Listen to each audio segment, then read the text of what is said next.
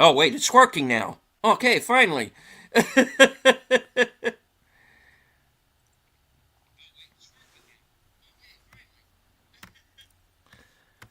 Alrighty. All right. For anybody who is was on my channel, um, we're in the we just started COBRA. We're about we're a few minutes in. There was a kind of a hiccup on my end, but if everybody can see me okay, please let me know. This is the hostage situation inside of the supermarket. We're about to get Stallone's introduction into the film as Marion Cobretti. Uh, this was a character that was, believe it or not, originated in the original version of Beverly Hills Cop. In the original script for Beverly Hills Cop, the character is named Axel Cobretti,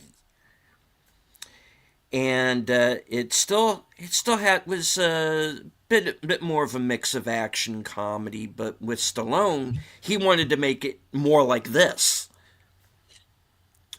and kind of leave a lot of the comedy stuff out. But that, of course, changed.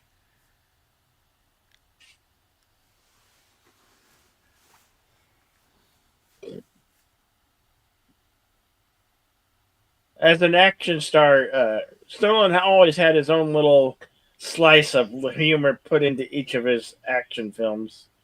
Hmm. His own little signature of branded humor.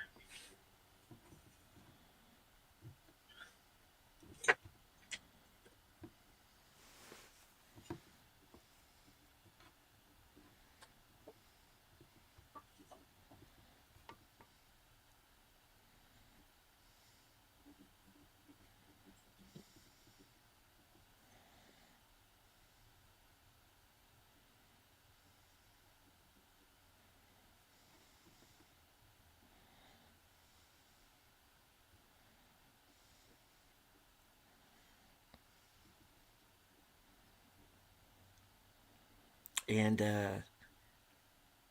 the actor playing the who's referred to simply in the credits as the supermarket killer, is an actor named Marco Rodriguez, and he may look familiar to you. This is a guy who's been in a ton of stuff, a lot of TV movies. He's going to be one of those guys that when he passes, you're going to find out he has, like, 400 credits or something like that.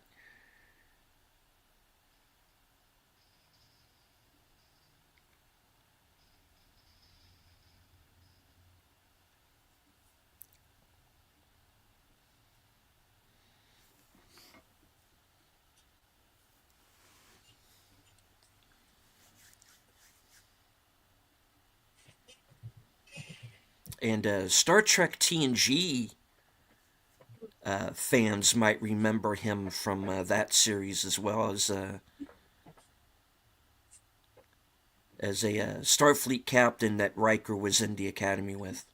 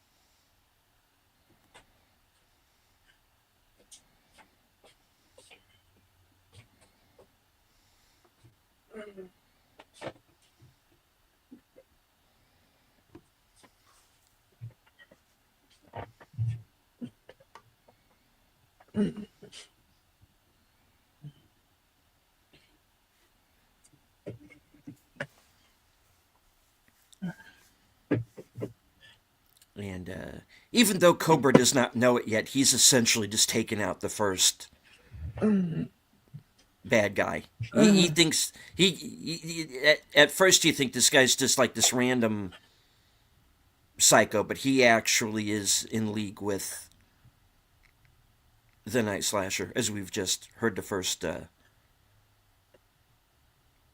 reference to.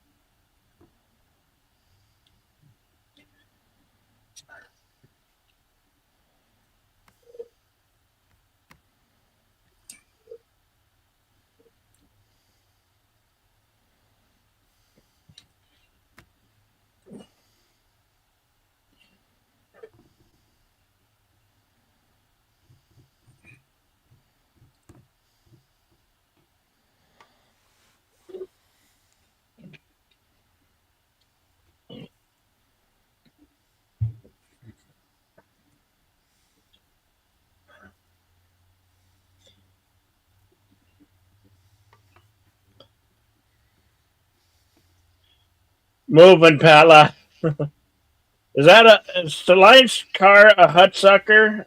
What type of car is that? Do you know deleted? I should know. I know it's a 50.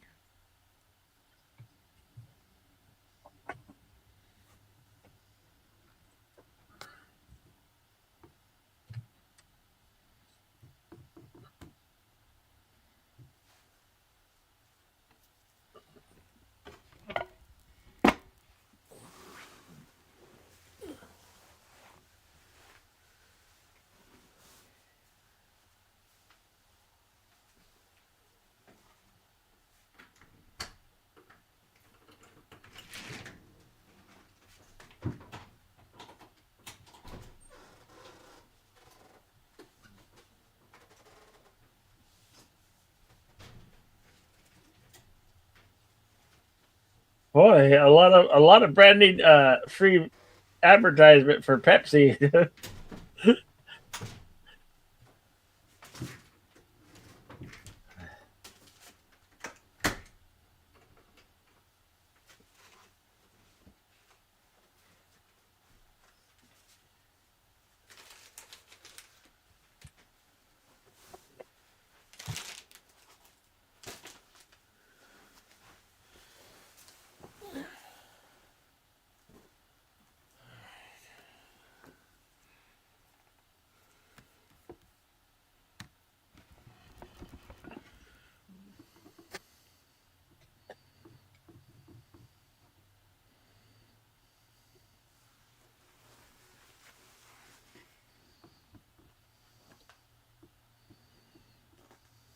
Yeah, you don't want to get your gun cleaning tools stolen, so put it in the egg carton. And there's a commercial for Toys R Us with a bunch of Jeffries in the commercial. Back when Toys R Us was a staple of modern day America. Yeah. And the fact that this movie, and of course, this movie is taking place around Christmas time. Yeah. Oh my God. On top of everything else that's going on in this movie.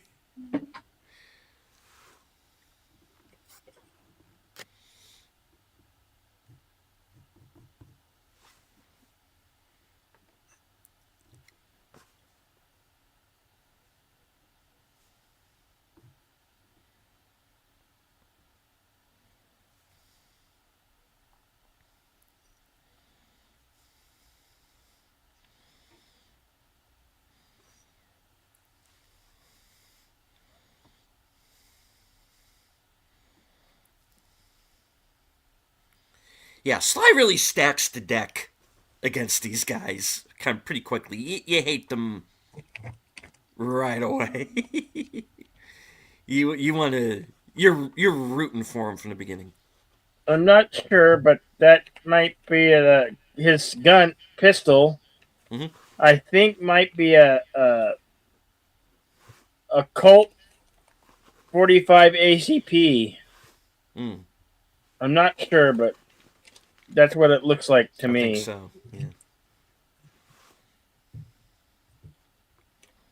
If anybody knows, please feel free to enlighten me. Tell me if I'm wrong or right.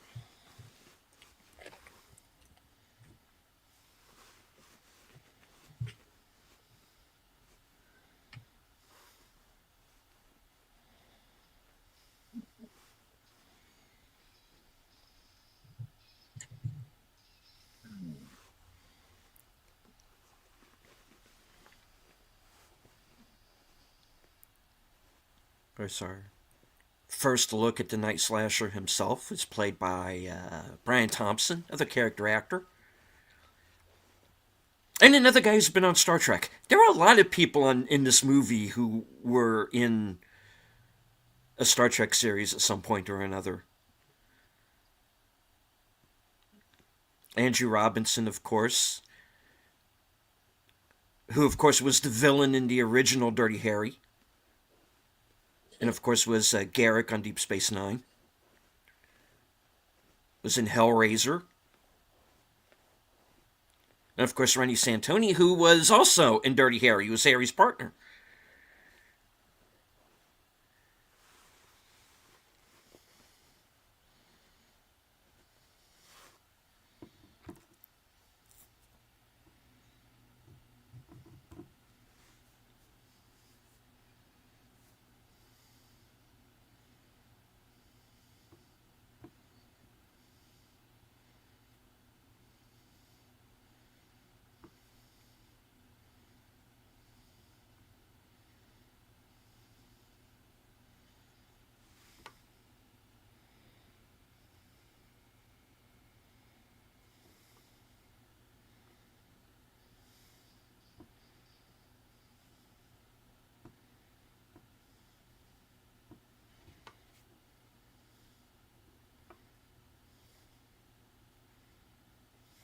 All right.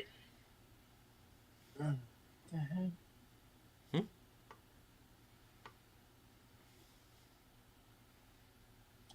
I was trying to use find out. Okay, the pistol that he uses is Mm-hmm. a Colt Gold Cup National 1911 pistol. Mm-hmm.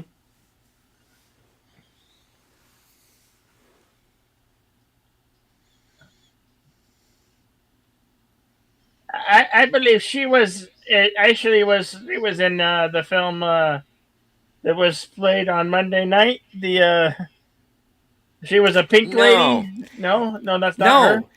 But here's the thing, though. I thought it was her when I Yeah. first saw this movie back in the day. Okay. Is no, the actress in Grease is Stockard Channing. Okay. This is Lee Garlington, and I used to mistake the two of them all of the time back in the They 80s. do look similar. They kind of do, yeah. And and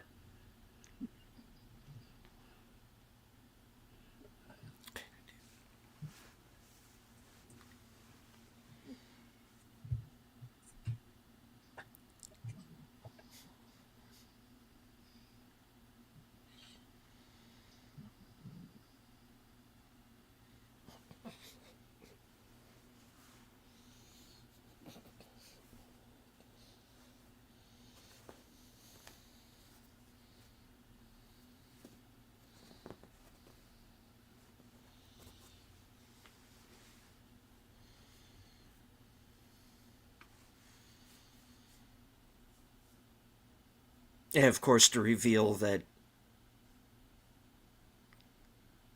they have somebody inside the cops.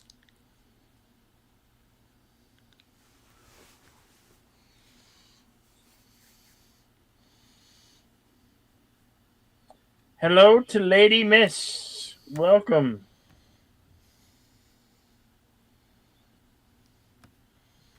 Yes, hello. Yes, hello. Yeah, hello, Lady Mist, and everyone who's over on my channel. Apologies once again for that hiccup in the first few minutes of the show.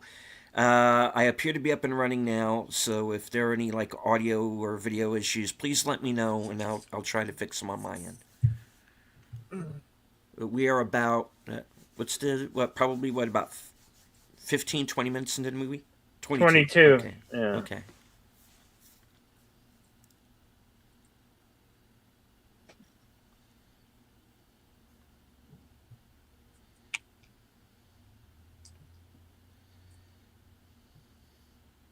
You're too violent.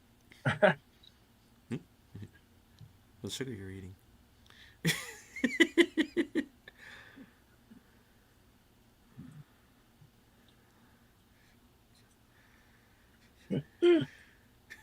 Fish has mercury in it.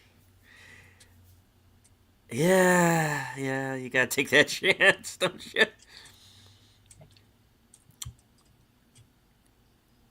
I, who work in a seafood restaurant, can neither confirm nor deny. Yeah, I know. You gotta be on the lookout for that shit.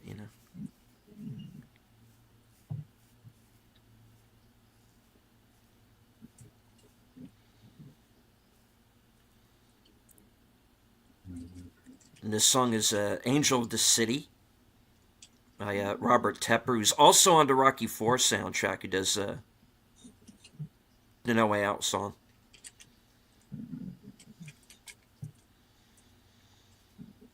This is one of those '80s movies that had those kind of badass soundtracks to them as Hey, well. and the cameraman Sledgehammer. Sledgehammer, David Yeah. Rashi, yeah.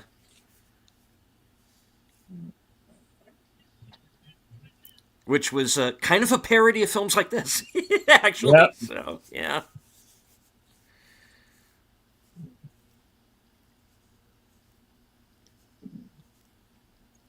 He still shows up in films from time to time. The last time I remember seeing him was United 93.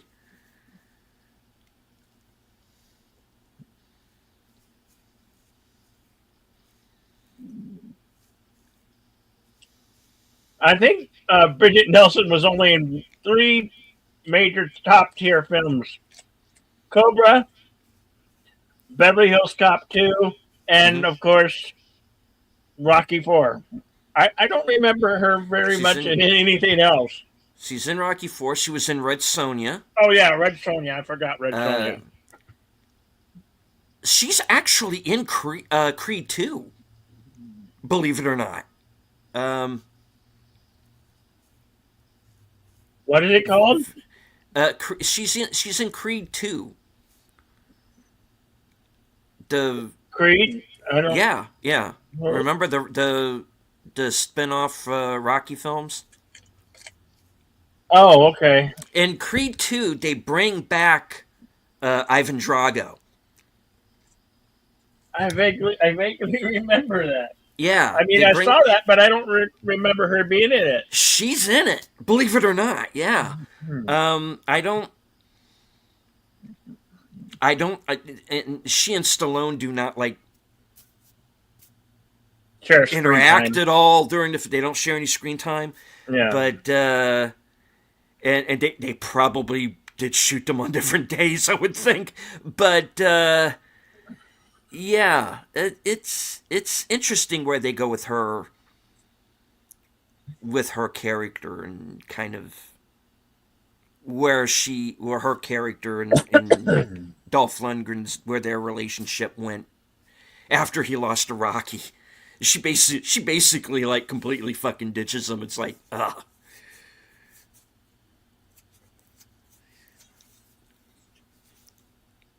interesting film. I actually like Creed 2 quite a bit. So, for any of you wanting to know where the screen room is, if you still want to Oh yeah. watch along, where there's the screening room, you can click on that link and Hmm. come watch along with us. Should be pinned at the top of both chats.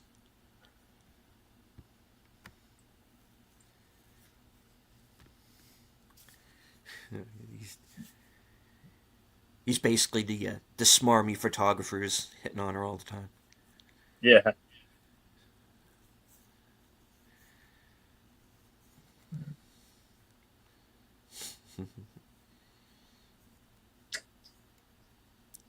I'm a fashion model. I don't need anything.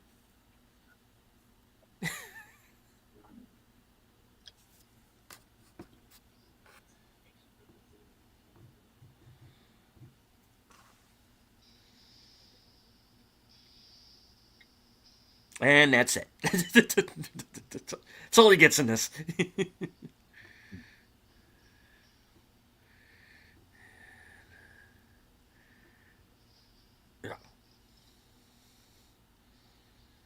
He was only trying to bring a champagne bottle home to his wife or his mistress. Yeah. Yeah.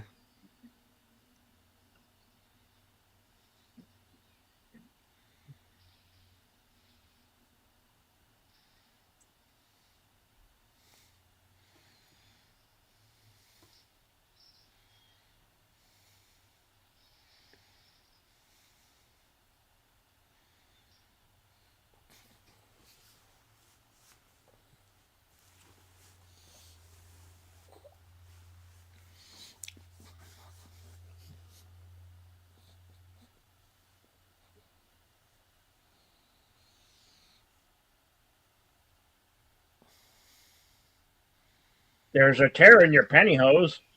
There is a tear in your pantyhose.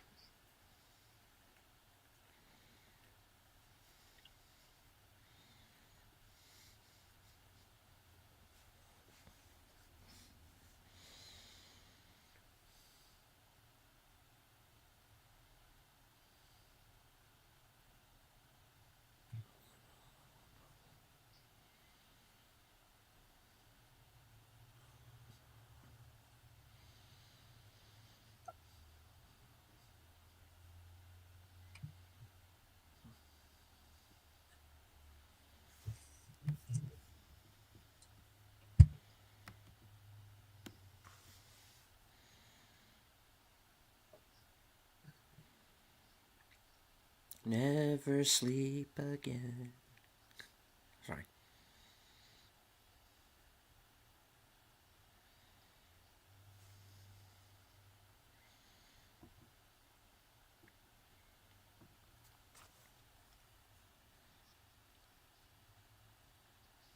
We now return to crossing over with John Edward already in progress.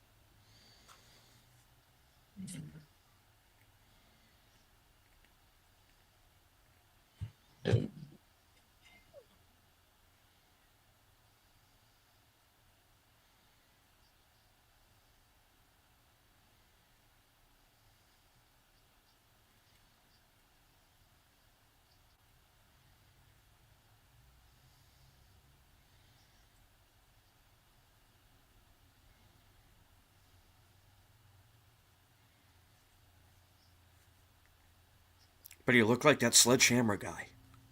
Oh, wait.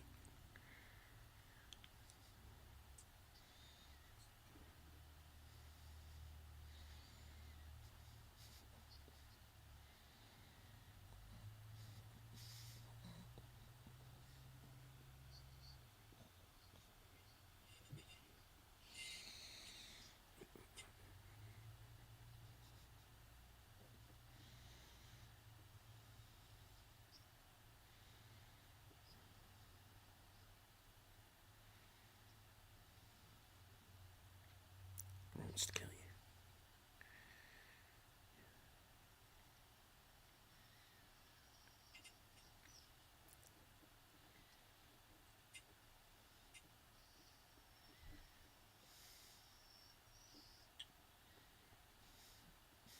This guy definitely has a face for radio, man.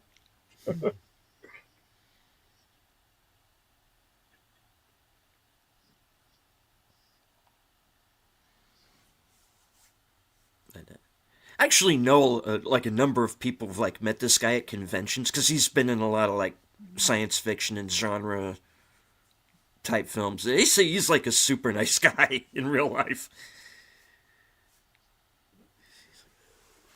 I can see that. Yeah.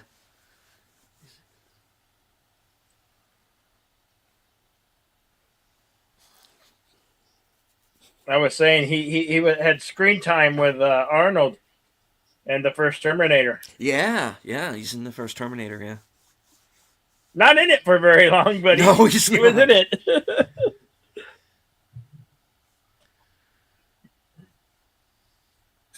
And the funny thing about that scene, he gets taken out, Bill Paxton dies, and it's like Mhm. the random guy you never see in anything else again Yeah, survives. yeah, Yeah. yeah. It's like amazing.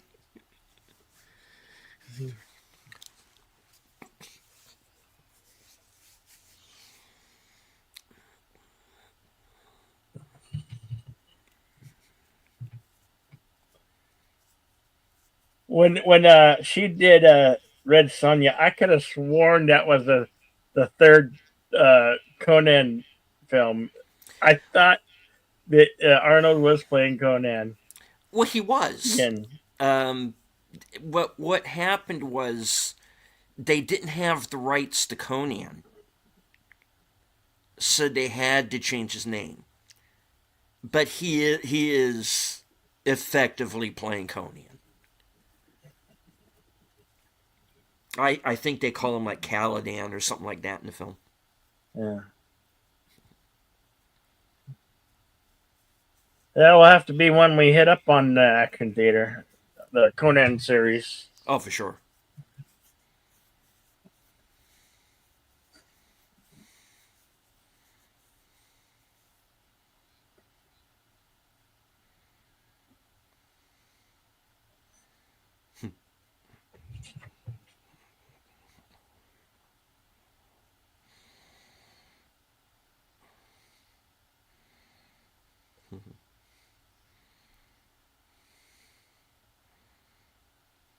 This guy.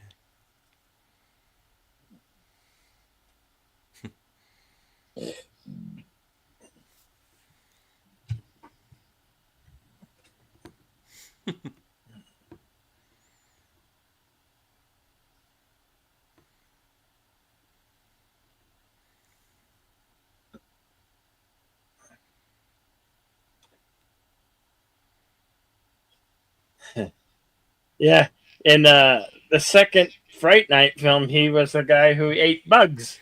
Oh yeah, yeah, yeah. He was in that, wasn't he? Yeah. Yep. I love how he called out every bug by its Latin name. Honestly, I've only seen Fright Night 2 one time, Oh, and I think that was like during a watch party. I don't it's remember whose. it is very obscure right now. It's like very hard to come by. It's on no streaming services. It's extremely hard to find on DVD if there is. Mhm. You know. And the remake with Colin Farrell, I never saw that, so I can't speak to it. But Yeah. yeah, I'm No, sure Colin Farrell was good. He usually is. yeah. I'm specifically talking about the '80s Oh yeah, yeah, yeah. version. Of course, yeah. One done in '84, I think, and the other one done in like '88. Hmm.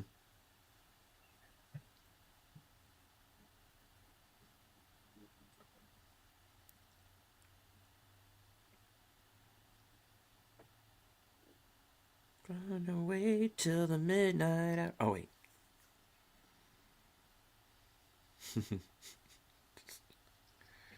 Don't you tell me what to I do, don't know lady.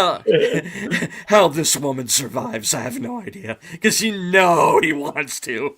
Yeah, just with that one look. Yeah, like Yeah. Every well, everybody's fair game to him. yep. So, which was the title of the book this movie was based on, even though it has jack squat to do with the book, from what I understand.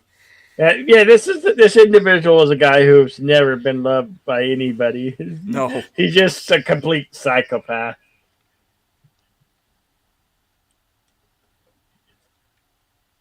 it wasn't any of this. Oh, he's misunderstood. Bullshit like you see in movies now. It's Yeah,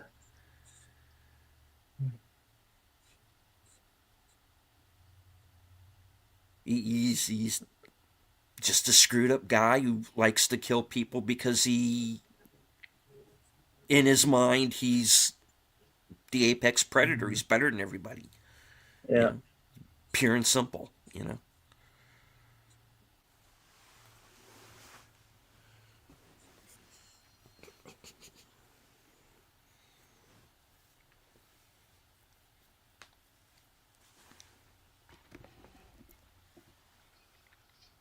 That film noir lighting there, I like it. Oh, here we go. Yeah.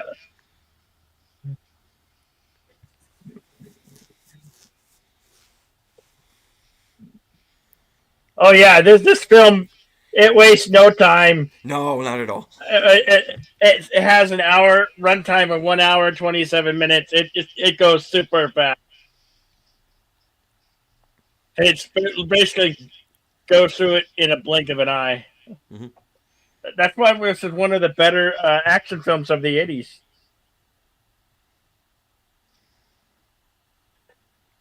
You have a clear hero, you have a clear villain. They're set up well, and waste no time. And the director of this film was George Cosmatos, who of course went on to direct Rambo 2 I and think also Tombstone. I think that nurse was in the mini TV miniseries V. I'm not sure. It looks like my Hmm.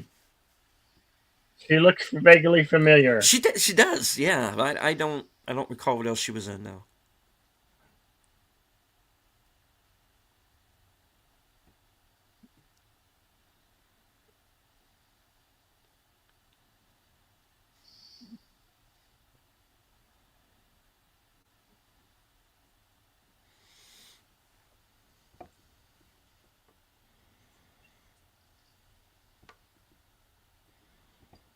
Oh, that's not good. No. Let him up.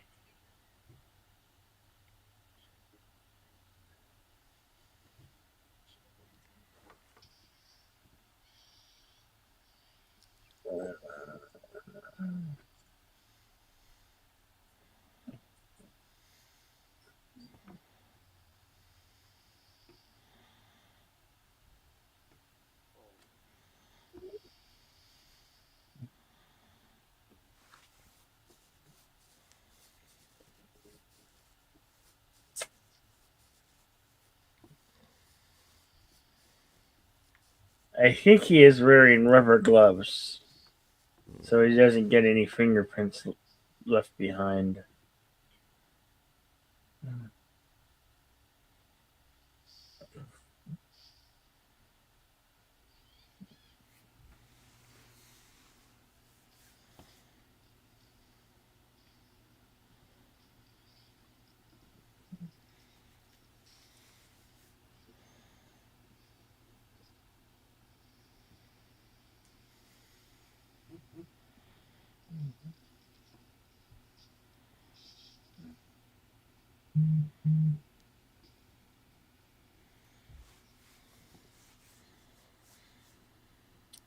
Yeah, he does make a. Brian Thompson does make a good villain. But occasionally he throws a heroic character in there. Like Miracle Mile and Moon 44 and stuff like that.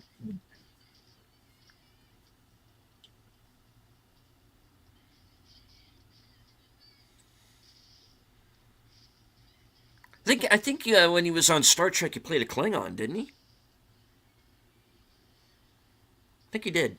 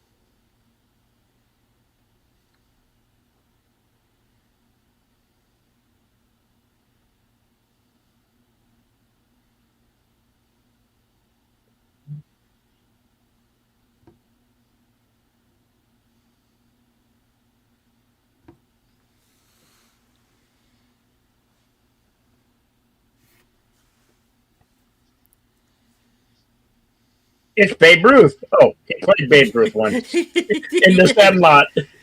Yeah. He played Babe Ruth in The Sandlot. And it's that guy from Hellraiser. Yes, it is.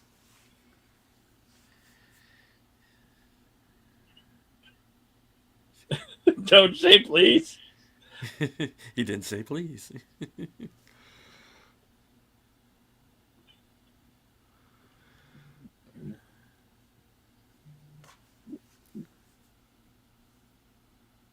Yeah, but it's just a little one. That's that sly humor coming out. Yeah. I'm sure that was all sly there. It wasn't even part of the script.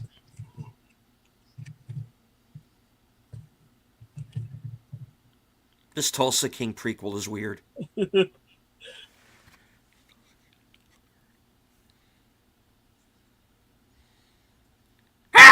Oh, I'm sorry.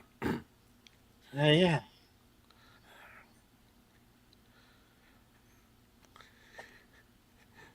It's like, no, don't take her.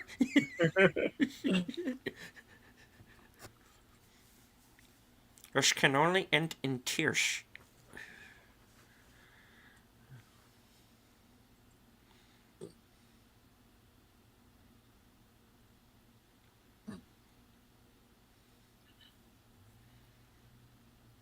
And where is your team exactly?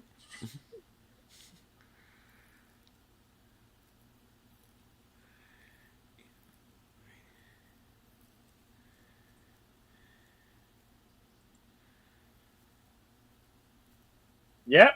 You're right. Yeah. Mm-hmm. 40th anniversary. Oh yeah. Oh Jesus. Okay. Now I feel Yeah, old. I know. Oh man.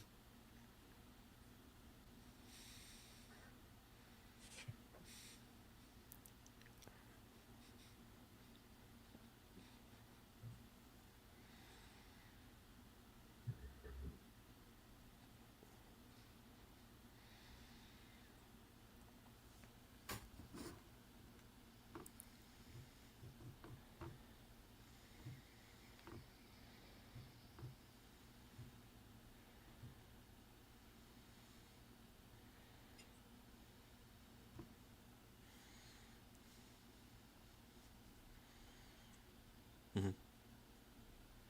Yeah, we brought up Beverly Hills Cop Yeah. earlier. Yeah.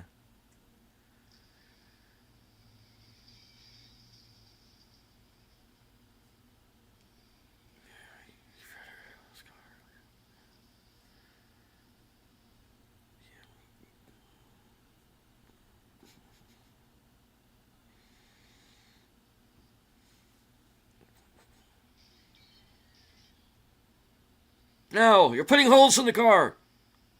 Nobody I said you could really put holes in the car. I really liked Beverly Hills Cop too. That was one of my favorite Oh yeah, ones. it's a good film. Uh, yeah, Beverly Hills Cop was great and fun, but they really outdid themselves when they came to Beverly Hills Cop too.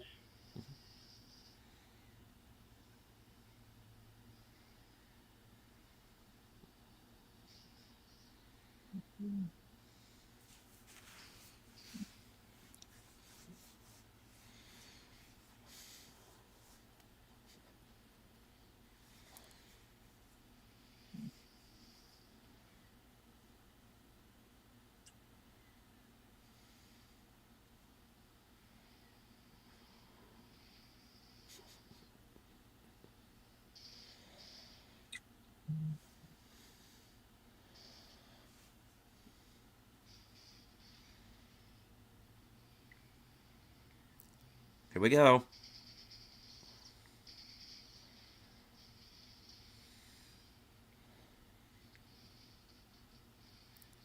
Yes, back in the days where if you put a bullet in a car, it instantly blows up.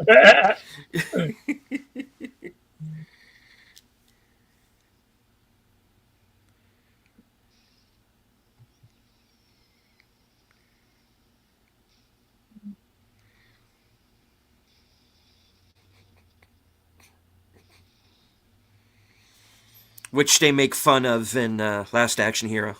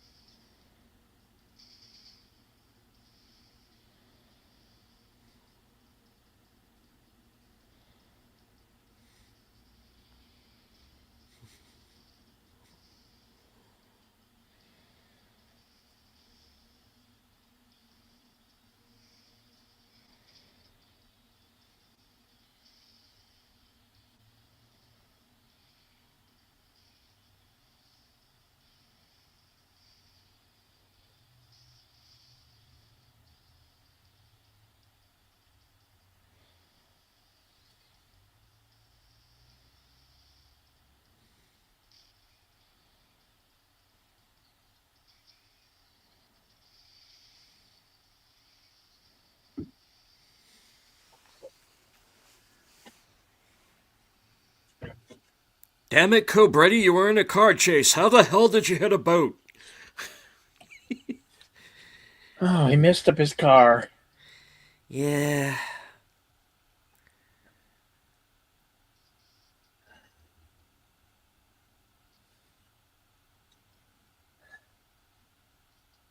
And the shaggin' wagon dies.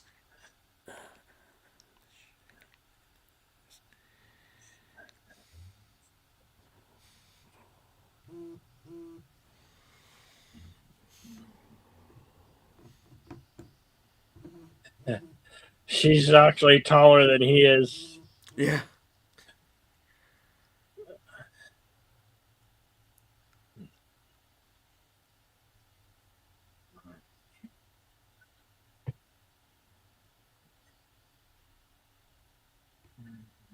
I think Stallone comes in at about 5'11", and she's like 6'2".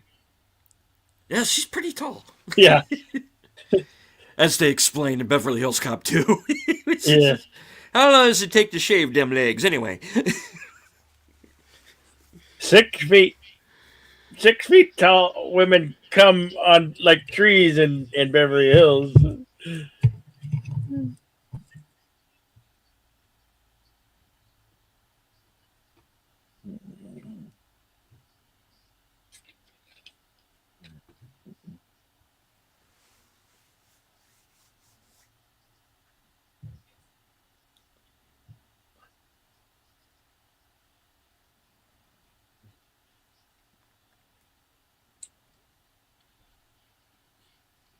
Yeah.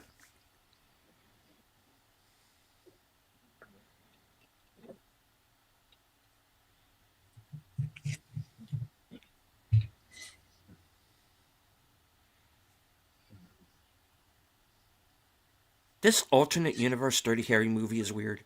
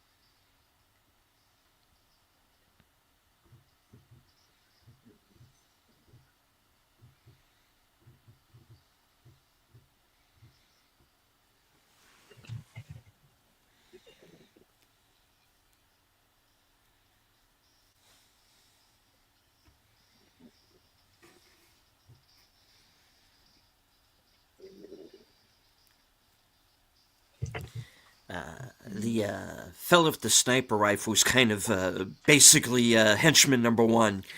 Is John Hertzfeld, and he actually went on to become a director. He directed 2 Days in the Valley with James Spader, Don King Only in America, which I think he got Emmy nominated for, with Ving Rhames. It was an HBO film. And he did 15 Minutes with Robert De Niro and Edward Burns.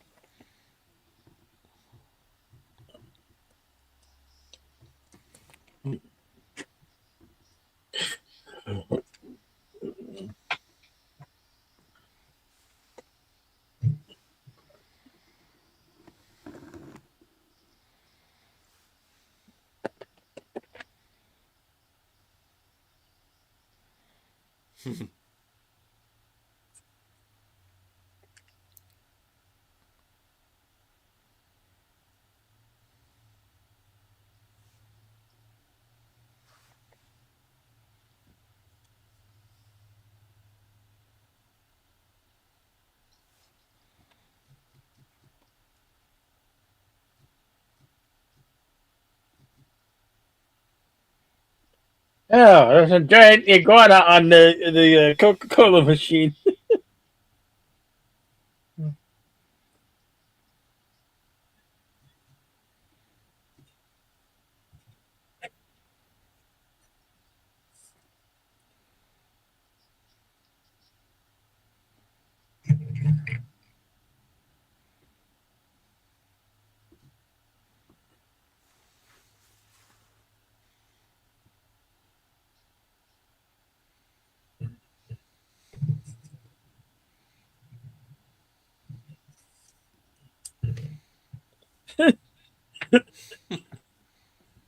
He's setting her up. Troublemaker over here. Yeah.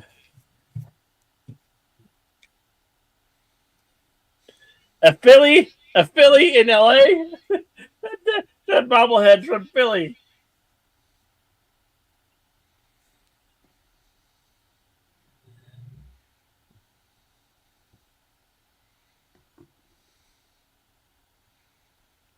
Well, yeah, you gave him all the lines.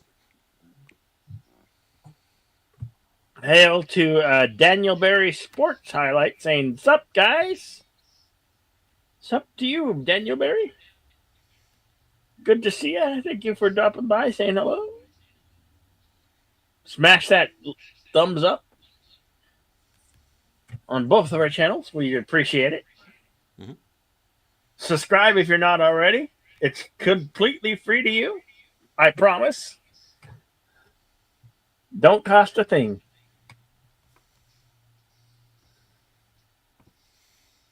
The Order of the Hatchets. And they're an empty swimming pool.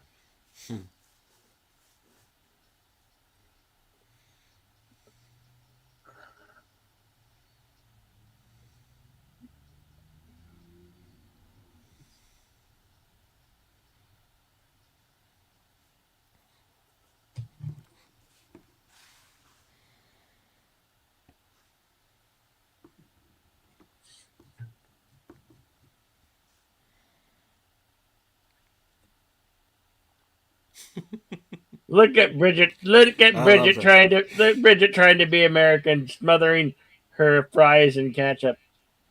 She probably wishing she had mayonnaise. She's one of them weird people who like mayonnaise on their fries. I think France do that or somewhere. They like to Something drown like their that, yeah. yeah.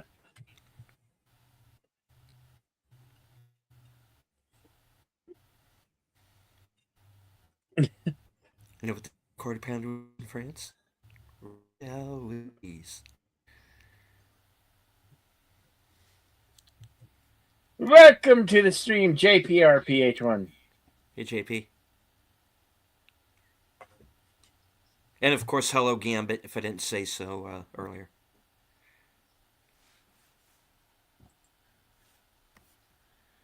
I'm kind of I lost the chat there for a bit, so I'm kind of playing catch up right now.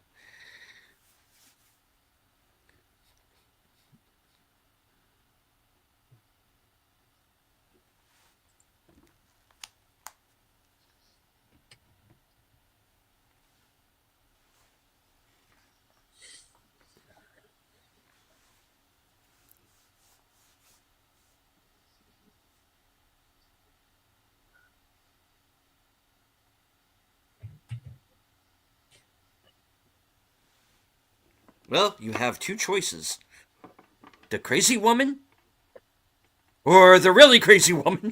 Yeah. Oh boy.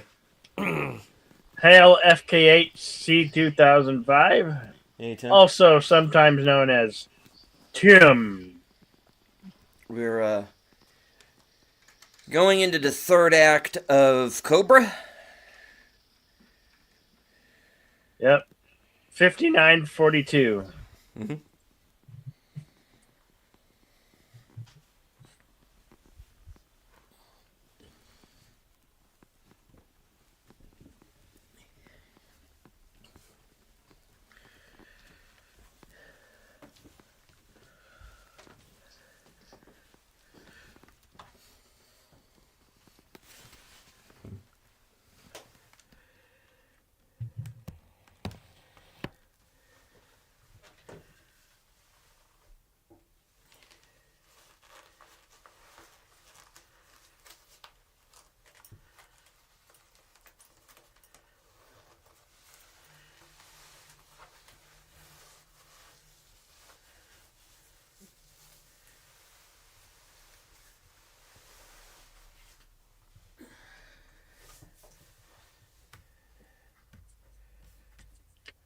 Yeah, you tradie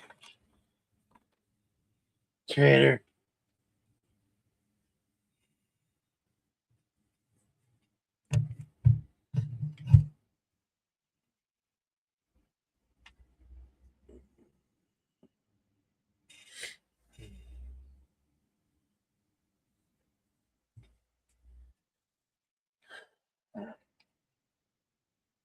Just what every growing man needs. The grenades and high caliber bullets. Yeah, that's a healthy appetite. Is this the party at Katie and Stud's watch party? We'd probably get thrown off the air for that one.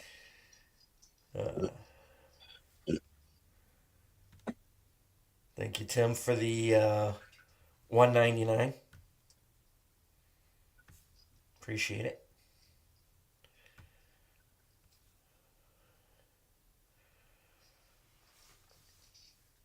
And of course, the classic gearing up scene.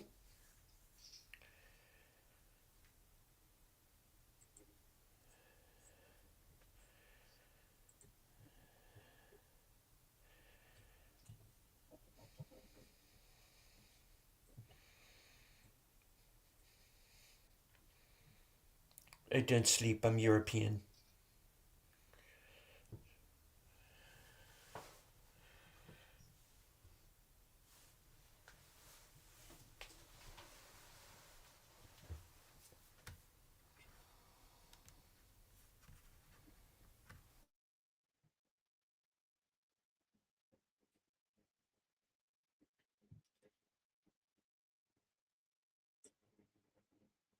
Don't trust her. She's a huge lady.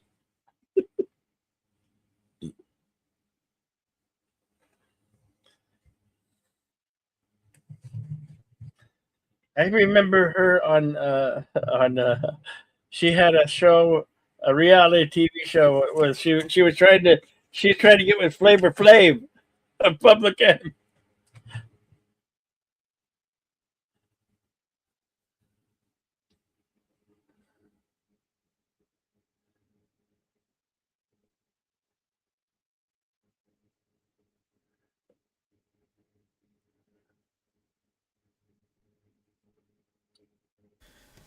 Yeah, that was weird.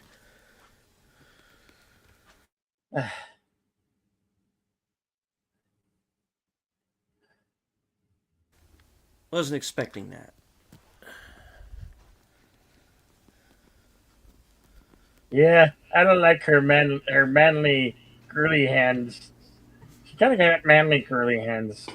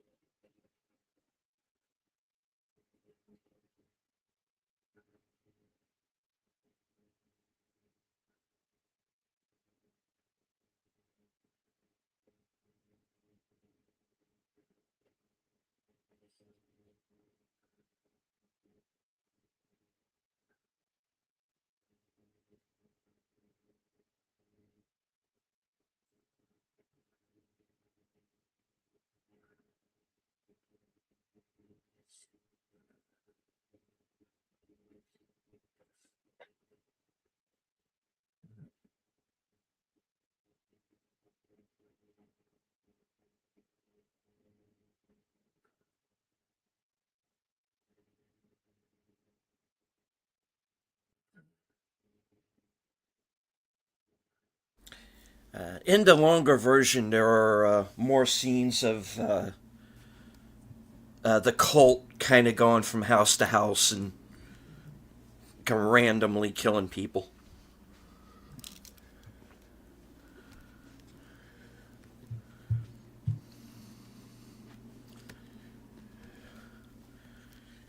Here we go.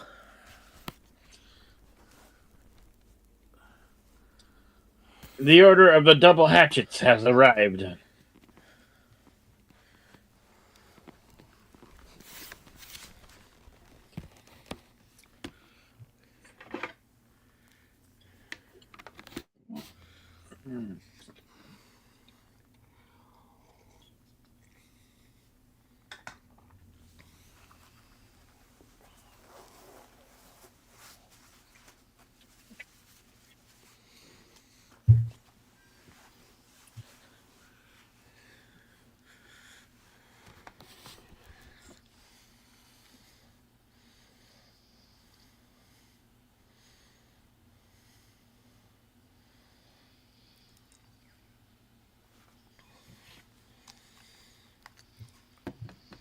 Assault on Cabin 13. Oh, Cabin 13.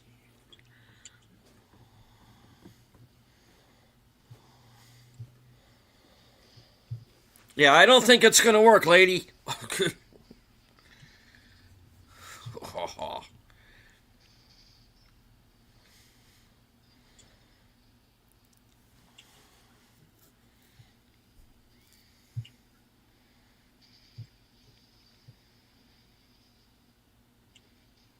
That's like the second guy he shoots to a skylight.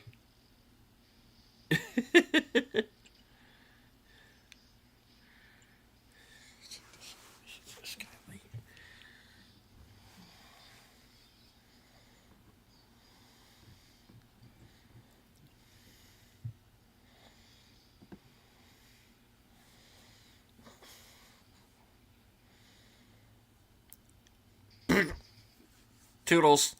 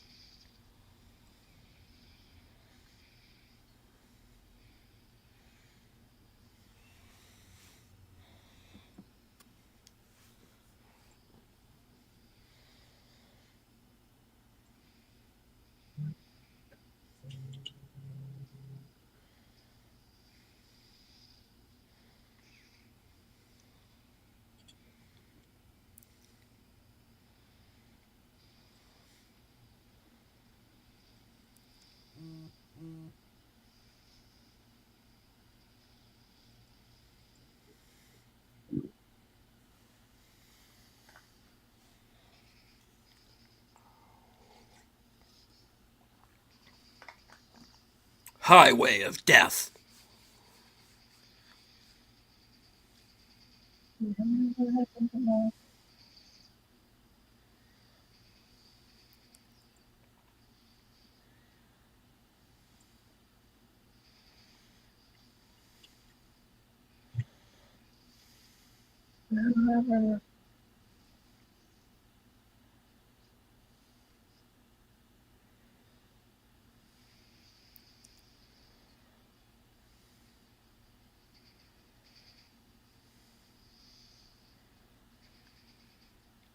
I like to think this is how Mitchell 2 would have turned out.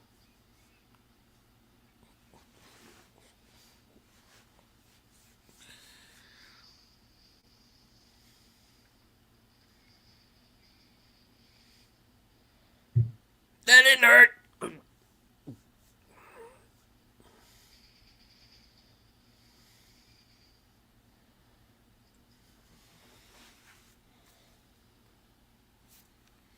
Yeah, that too.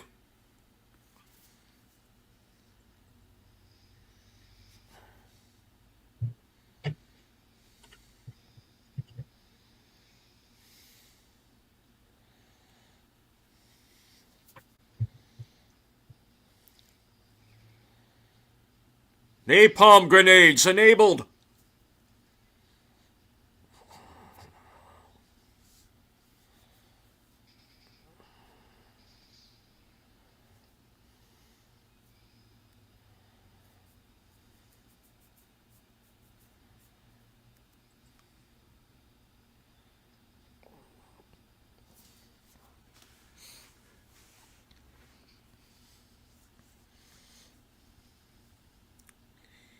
Close.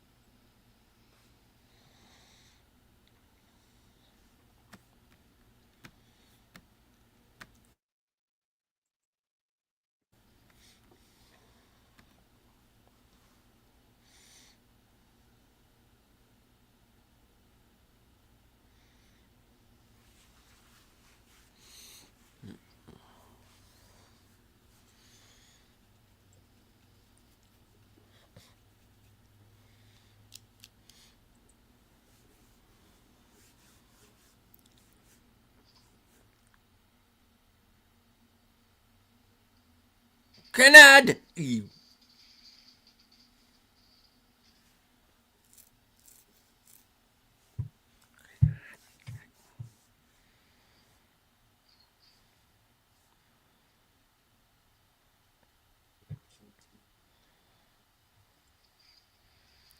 Latrine!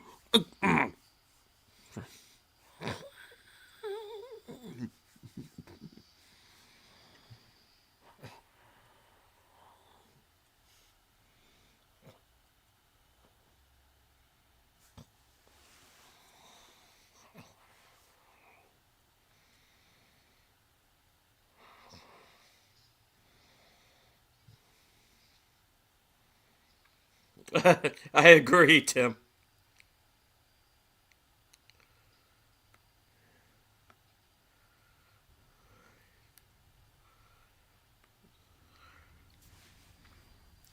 Quick, Tripper! Damn it. I had to toss her ass down the stairs. Screw it. You know. I tossed her downstairs. I tossed her downstairs.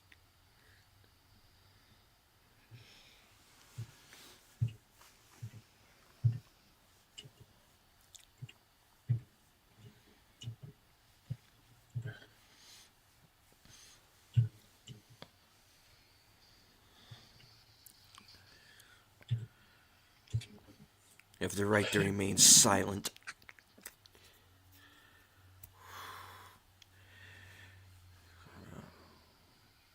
Chill out, Frosty.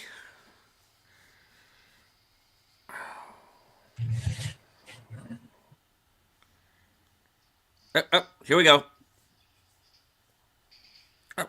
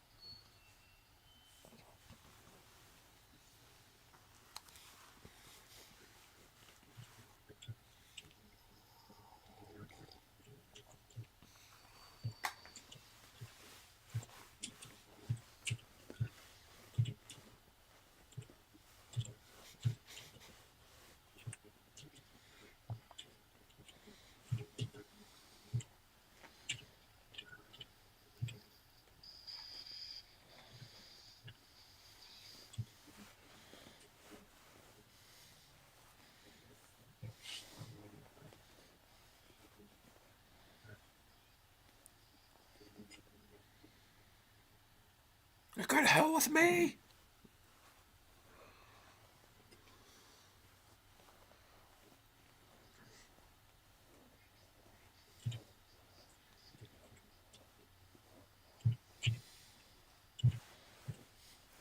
Yeah, a few. Yeah, we were talking about that earlier. No. Mystery.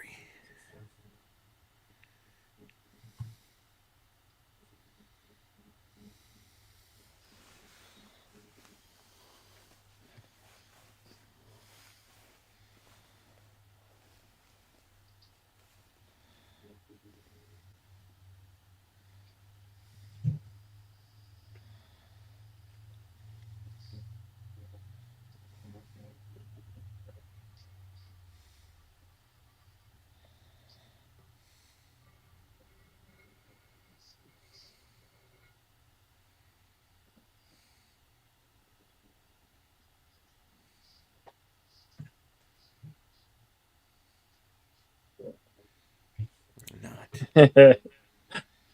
So where the law stops and I start. Sucker.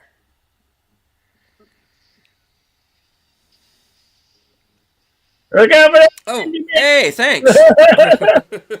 that! You took that one out for me. Yeah, that was one crazy ass bitch. Yeah. Crazy Karen.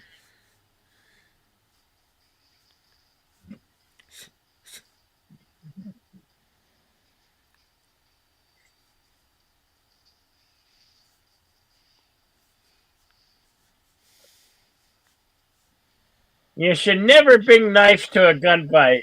Oh.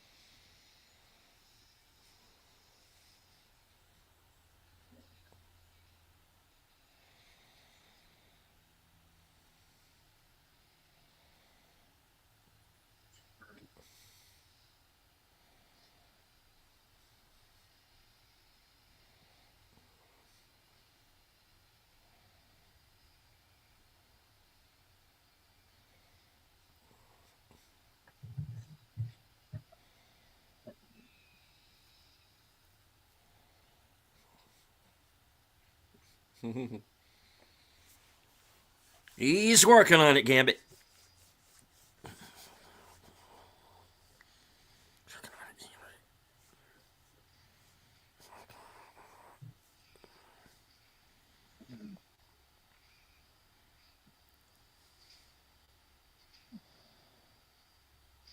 Oh yeah, you just know he's going into that spiel.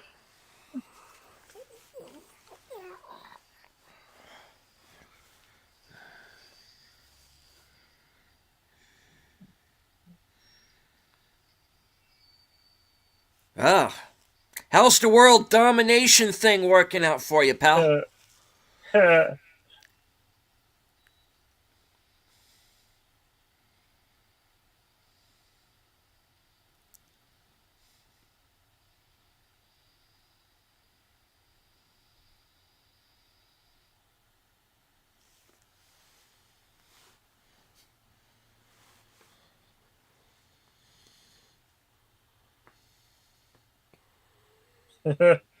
Yeah.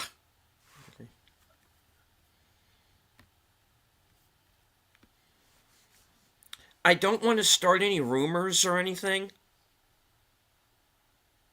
but I think you got them. Yeah. I don't want to, like, spread any falsehoods or anything, but yeah.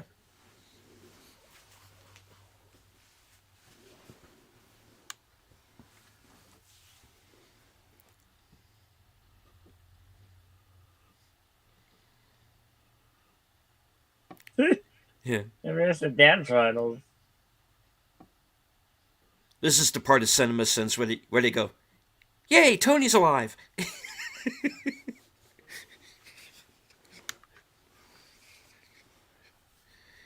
Or is that Cinema Wins? One of those guys. You know what I mean?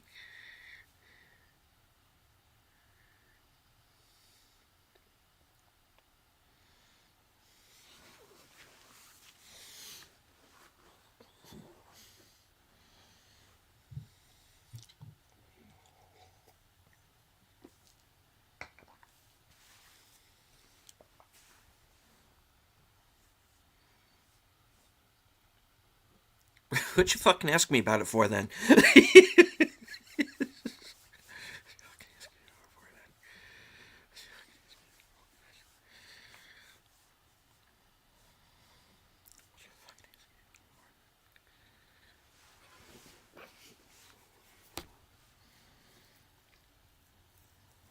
Oh, what? Like the bus thing? You're the one to talk. Yeah. Uh, you just know he's yeah. Here comes the punchline. Wham! Yeah, no hard feelings. Yeah. He's lucky he got him. Kurgan put him off a cliff.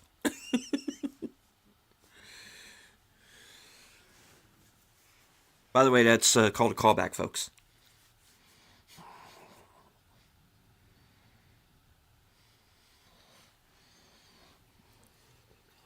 They call me Roy. And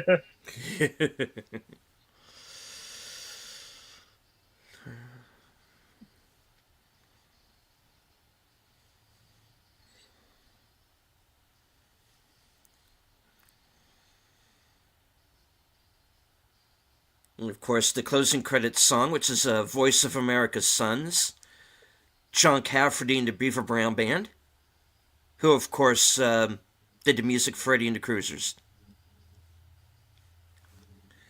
And that is Cobra, Yeah. the theatrical edit.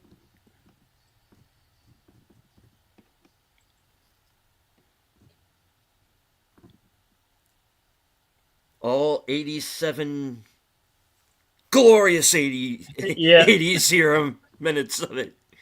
Okay, let me get back over to the Consult Pro the scrolls. Yes, as soon as I can get the scrolls to boot up. Okay. So yeah, we were saying in next week we will be doing Apocalypto from 2005, 2006. Mm-hmm.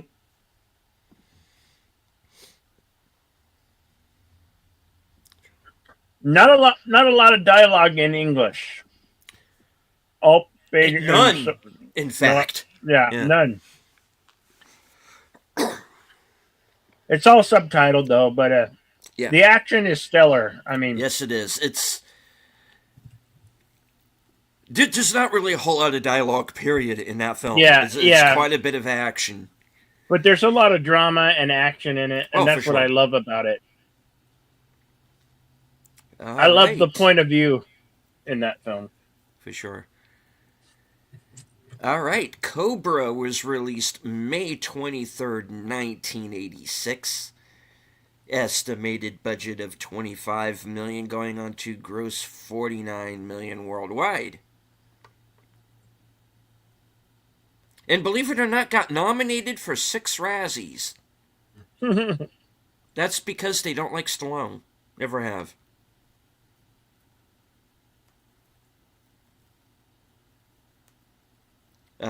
The nominees were Worst New Star for Brian Thompson. Fuck off, he's a good actor, go away. Stallone for Worst Actor, Brigitte Nielsen for Worst Actress.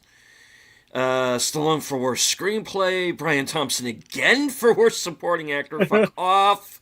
Yeah, And nominated for Worst Picture. That shit's just because they don't like Stallone, guys. That's it. He won't play their game.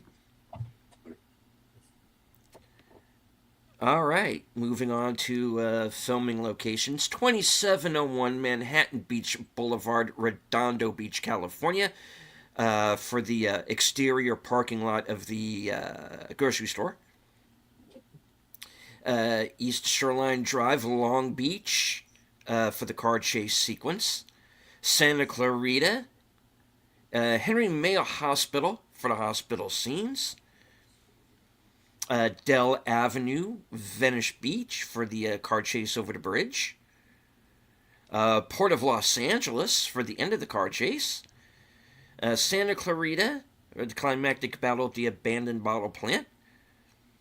The Rock Store, 30354 Mulholland Highway. Exteriors of the restaurant. And the Waldorf Apartments, 5 Westminster Avenue, Venice Beach, Los Angeles, California, for Cobra's apartment. Okay. On to the trivia.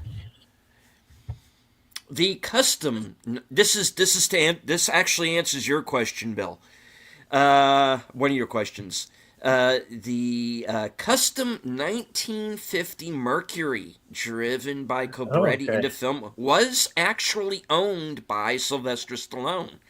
The studio produced stunt doubles of the car for use in some of the action sequences, such as the jump from the second floor of the parking garage. Hmm. The movie was based on a novel, Fair Game, by Paula Gosling. In 1995, William Baldwin, fucker, because he blocked me on Twitter, the bastard. Yeah.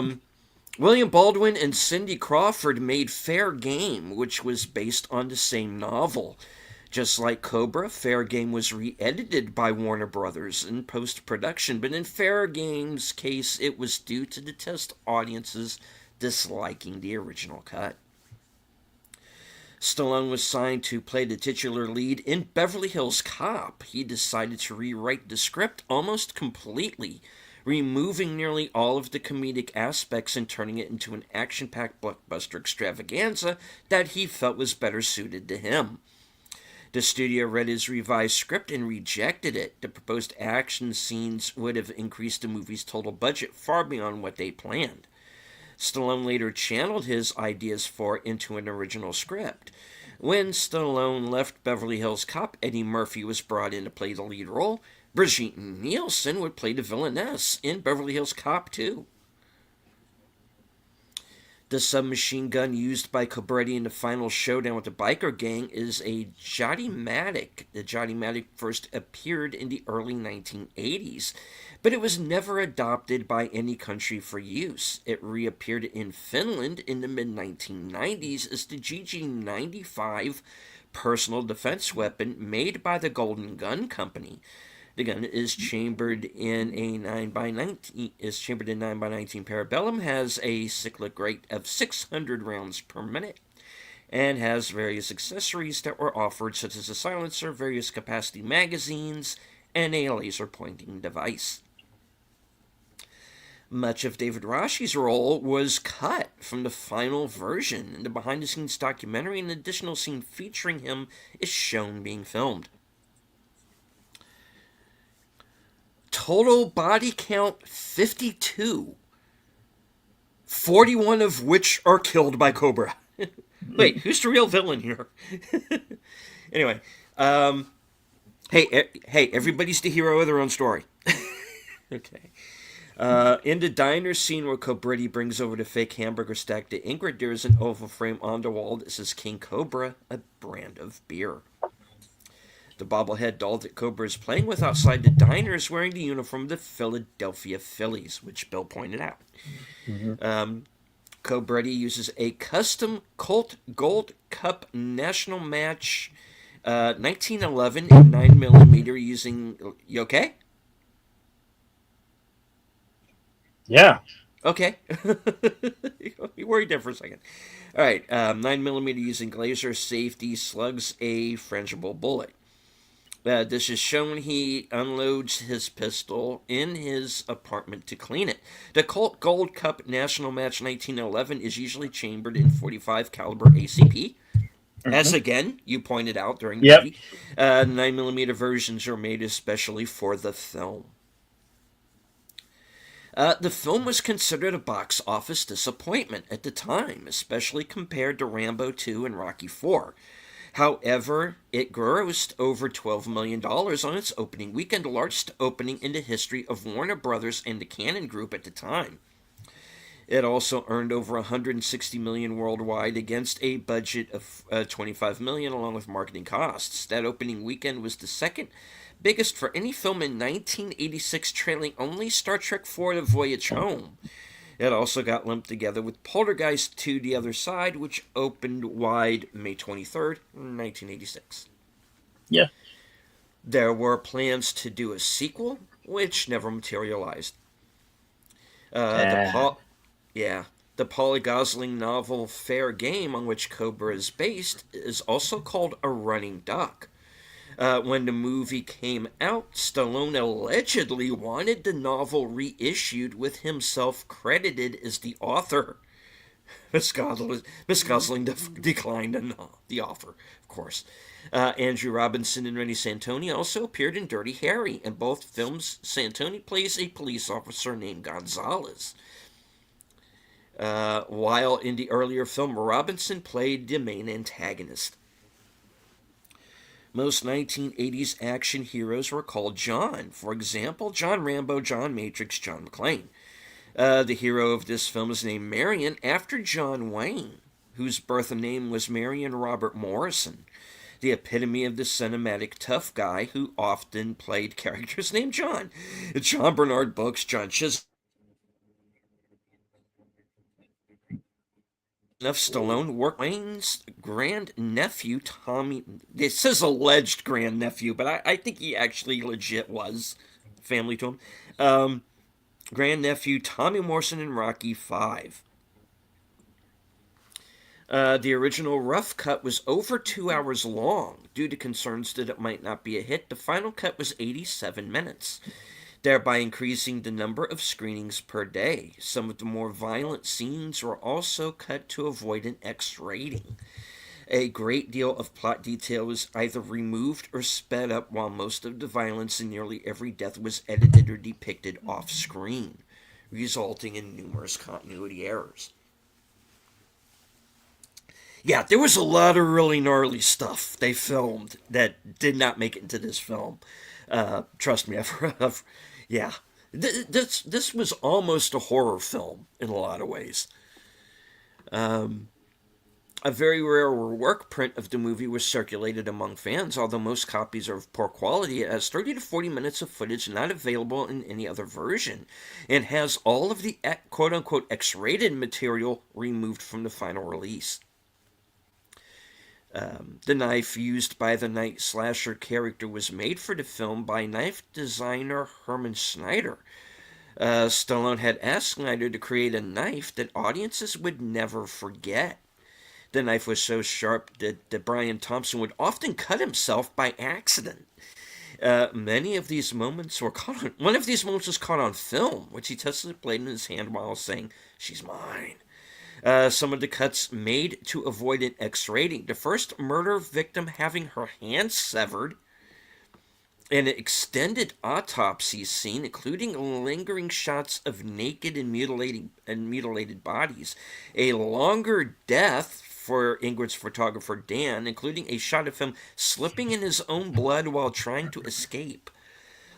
More homicides of the townspeople during the climax, including a person getting struck in the face with an axe. And I've seen that bit. It looks like something out of Friday the 13th. It really does. In the original rough cut, the car chase scene between Cobra and Night Slasher was longer and ended differently. While in the theatrical version, Night Slasher shoots at Cobra's car and causes him to crash into the boat. The original version, Night Slasher and his driver crash into the boat first. Cobra fails to stop his car and crashes into them. The shot of Night Slasher's car and him sighing in relief was repurposed from an earlier part of the chase, and the shot of Cobra seeing the boat before he crashes into it was actually taken from Night Slasher's car crash. However, if you watch the theatrical version of the scene closely, you can still see Night Slasher's car crashed right when Cobra's car crashes into the boat. Which I've never noticed. I'll have to go back and look.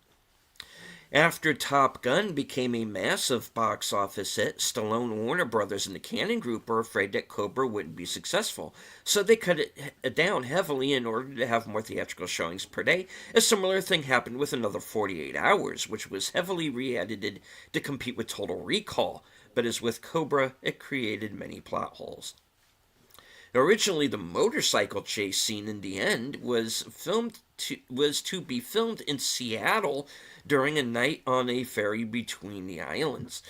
Even though everything was prepared to start filming the scene at night, Stallone ordered the ending to be changed and happened during the day because of the mosquito problem at that time, which would have made nighttime filming difficult to endure. The official soundtrack release includes a track called Skyline, which is not heard anywhere in the movie. This is because scenes in which this track was used were cut from the movie during re-editing. Originally, there was a scene in which Cobretti is sitting in his home looking at a sunset. There's a similar scene at the beginning of the theatrical version, which he's cleaning up his gun and then looks at the streets outside of his house. And soon, right after the Night Slasher and his gang members killed the second victim, and cops showed up at the scene, Cobretti gets the call from his police chief, or somebody else, to go and meet with them, and it is in the scene where the Skyline track is heard. Skyline was also originally used in some other scenes, including the ending, but for some reason it was removed and replaced with the song Voice of America Sons by John Cafferty. Much of Night Slasher's attack on Ingrid in the hospital scene was cut for pacing and content. The deaths of the janitor and the nurse were originally shown on screen, and Night Slasher was also meant to kill the police officer guarding Ingrid. Two later scenes,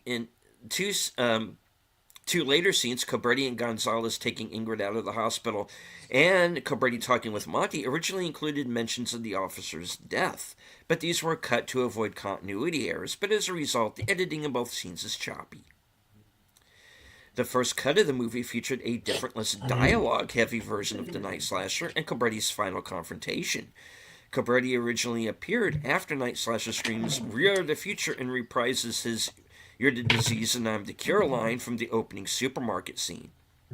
Cobra's attempts to shoot Night Stalker, but is jumped by Stalk, only to be accidentally shot by the Night Slasher. This would have led to the hand-to-hand fight scene seen in the final version. Director Nicholas Winding Refn is a huge fan of Cobra. In Refn's cult movie Drive, a movie we need to do someday soon, Bill. Yep. The main character has a toothpick in his mouth in some scenes. This is Refn's homage to the opening scene of Cobra, where Cobretti has a matchstick in his mouth. The Stan Bush song "The Touch" from the Transformers movie was originally written for this film. Mm-hmm. At one point during filming, Stallone complained to cinematographer Wick Waite that they were falling behind and said that he and his crew needed to work harder. Waite responded by saying that if, and I quote, gets his hands off Brigitte Nielsen's ass and stops showing off to his bodyguard, maybe they would not have problems with time. Stallone was shocked that somebody would talk to him that way, but he toned down his ego for a few weeks. In an interview, Waite also said that Stallone had a great sense of humor despite his huge ego. He also confirmed a rumor that Stallone was the true director of the film, calling credited George P. Cosmatos a good producer, but a bad director. Brian Thompson auditioned 7 times for his role before he was hired. On his 4th audition, he met Sylvester Stallone, and both he and the director thought that Thompson was too nice to play the role of Night Slasher. But after a screen test, he immediately got the job. Thompson repeatedly asked Stallone about his character, like how Stallone would want Thompson to play him, the character's background, his reasons for doing what he was doing. But Stallone wasn't interested in explaining the character, and he basically told him that he's evil because he's evil. In an unfortunate surprise for Thompson, when filming of the movie was finished, director George P. Cosmatos told Thompson, "You could have been good if you'd listened to me." Okay. Never have 2 people try to direct a film at the same time, guys. It never works. You don't share command. It's never a good idea. Catchphrase copyright John Travolta, Broken Arrow, 1996. Moving on.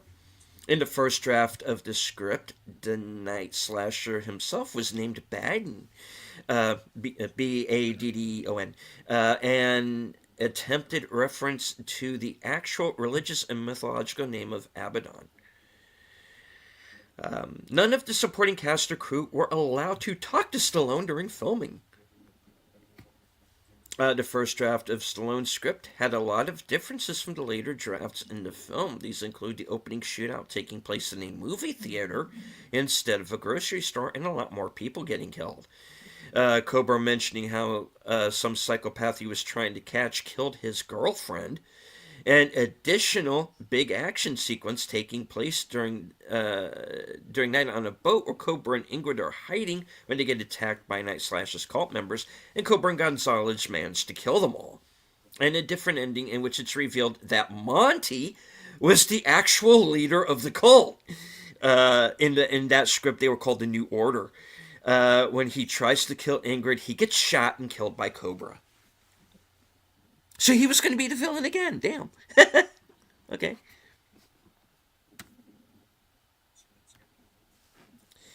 All right. Stallone was a fan of John Cafferty and the Beaver Brown Band and approached him about doing a song for the film. The song, Voice of America's Sons, was written for the film, and John Cafferty contributed to the Rocky IV soundtrack as well. Okay. Santiago Segura has claimed that this movie was the inspiration for his well-known character Jose Luis Torrente, the main star of Torrente, the Dumb Arm of the Law, and sequels in which he conceived as a parody of 80s action movies. In fact, the title is a spoof of Stallone's movie. Since then, in Spain, Cobra was titled as Cobra, the Strong Arm of the Law. And anybody who does not know who Santiago Segura is, he was in Blade 2, and he's also in Hellboy. He's in a lot of Del Toro's films. The guy who gets killed at the end of Blade 2, that's him. You didn't think I forgot about you, did you? Thunk. No more vampire. Yeah. This movie is filled with over-the-top 80s product placement. 1, Pepsi machine and Coors display can in the first shootout. 2, giant Pepsi sign beside Stallone's apartment, which was very oddly not used to kill the villain. Amazing. Yeah, Remember in the days when Pepsi signs didn't kill the villain? Hey, yeah. okay. Um, There's also three. Coca Cola, and Yeah. they also have Coors in there. Coors. Yep. Toys R Us commercial, which Cobra watches on television. Pepsi sign lit up at night outside Cobra's apartment, background for the fight scene. Coors California sign in the store window. 6. Coca Cola machine outside the store with a character drinking a can of Coke. 7. Bar scene with Miller High Life sign in the background.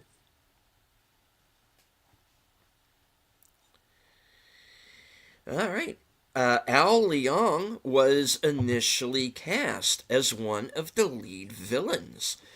However, his role was eliminated following protests by an advocacy group that objected to the casting of an Asian villain, despite the fact that they didn't seem to mind him being in Die Hard, Lethal Weapon, Black Rain, or anything else.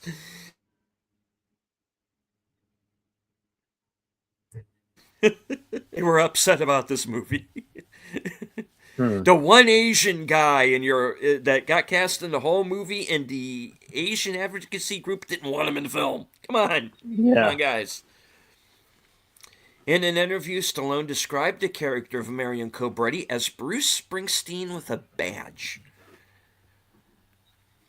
Stallone said he got the idea for the LAPD zombie squad a real life zombie squad in Belgium, comprised of cops who go out at night and handle crazed criminals on their own terms. Kind of like the idea of that. That could be a movie all by itself. Hey, Yep. no, that sounds like that could be a good movie. Hey, all right. In 2017, Stallone used his Instagram page to post a picture of Cobretti standing next to the 1950 Mercury with the caption, "Comeback or throwback?" Thousands of fans used this as the opportunity to lobby Stallone for a sequel or a director's cut Blu ray of the film. And of course, the movie has since come out on 4K. Brigitte Nielsen wore a wig for her role as Ingrid. However, her trademark short blonde hair does make an appearance during Ingrid's modeling shoot, ironically representing a wig her character is wearing to look futuristic. The Canon logo does not appear anywhere during the film's opening or closing credits or on any publicity materials. The film even ends like a traditional Canon film, with the film's title frozen in the middle of the screen after the credits have stopped rolling, but does not have the usual Canon logo underneath it. Golan and Globus receive only an on-screen production credit for this movie, reportedly because it was a primarily Warner Brothers production that gave them a producer credit in return for voiding a prior agreement the Canon Group had with Stallone. The opening credits font is identical to the one that had been used for the Rambo logo the previous year and would forevermore be associated with that series. The chase music from the score by Sylvester LeVay would go on to become a popular choice of stock music trailers for Blood Sparked for Death. During the car chase scene, the car the night slasher is in and the truck following Cobra are both driving erratically. Cobra's driving is smooth and measured for most of the chase. This was filmed to reflect the chaotic nature of the night slasher and his followers and emphasize that Cobra was always cool and in control. This film was a co-production between Cannon Films Group and Warner Brothers. Cannon Films were known in the 1980s for producing relatively low-budget action films starring the likes of Chuck Norris and Charles Bronson. The producers Menahem Golan and Yoram Globus,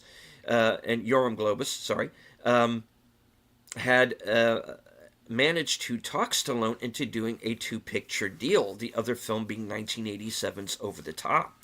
But they lacked the finances to hire a star as expensive as Stallone, and so entered into an agreement with Warner Brothers to co-fund and distribute the movies. So, in effect, Cannon Films would produce the films in a package sold to Warner Brothers. Both films were only moderately successful, though, and didn't make the huge profits that were expected. Cannon Films had ultimately overreached themselves by moving out of the small budget films that made their name by ambitiously trying to make far more lavish productions, not just with Stallone, but also with films like Superman 4: The Quest for Peace and Masters of the Universe, both in 1987, that they seriously struggled to fund production of, even though they were part of a financed distribution package with Warner Brothers. By the late 1980s, Cannon Films had backed out of a big-budget A-list production due to financial difficulties caused by the string of high-profile films that flopped or underperformed. They continued on making low-budget films with the likes of Chuck Norris, Michael Dudikoff, and some of the earlier Jean-Claude Van Damme films, but ultimately went bankrupt in the early 1990s. Brian Thompson had to buy his own ticket to see the film himself personally because he was not invited to the film's premiere by the producers and Warner Brothers, which still mystifies him to this day. During a break in filming, Thompson walked over to Stallone and director George P. Cosmatos to discuss his character's motivations and his backstory, and suggested that the character would have some Polaroid pictures and personal files on the people he's killing. Stallone agreed and told Cosmatos to get him what he asked for. During the final confrontation, fight between Stallone and Thompson, Stallone accidentally hit Thompson in the jaw with the butt of the gun he was holding, which left him dazed and groggy. The stunt crew, led by Terry Leonard and Thompson's stunt double, huddled around Thompson to hide the fact that he had been really hurt. Thompson ended up with a bruise on his right cheek that hurt for several days. When Stallone was on set, he was in fact literally directing the film, with Cosmatos acting as an on-set director. Stallone literally mapped out and planned a lot of the shots, including the speech where Brian Thompson calls Cobra a pig. Stallone said to him, "For your close-up, I want you to drink as much water as you can so we can see your spit on camera," which we do. Cosmatos would just agree with Stallone on everything, and he wanted and stayed out of his way. When Stallone was not on set, Cosmatos acted like a tyrannical person to the cast and crew, which rubbed many people the wrong way, including Brian Thompson, who Cosmatos said to him, "If you listened to me, you would have had a better performance," which he didn't take too kindly. Thompson referred to him as a pale chain smoker. Alright, Thompson actually got injured during the final chase scene as his character is chasing Ingrid through the manhole leading to the sewers. Prior to the shooting of the scene, Thompson questioned both Cosmatos and the special effects person about the Bondo squib hits that had real charges that were supposed to go off when Stallone shoots at him in the scene. Thompson asked to hold the shot and asked, "What would happen if these charges go off?" In which the effects person told him, "It's not going to happen, you have the leather jacket." Thompson says, "What about the bottom of my chin?" However, Thompson states that Cosmatos wanted to do it in one take, and Thompson disputes that it could have been done in several takes, one involving him, then his stunt double. Cosmatos refused to listen to Thompson, and what Thompson had feared actually happened and left him with a bloody chin and neck. Thompson wishes he'd punched the guy in charge of the effects to this day. Going forward, he has personally imposed a rule in which he asks every special effects person working on his films if an effect could go wrong the way he's thinking, and if the effects person doesn't nod or say anything, he won't do it.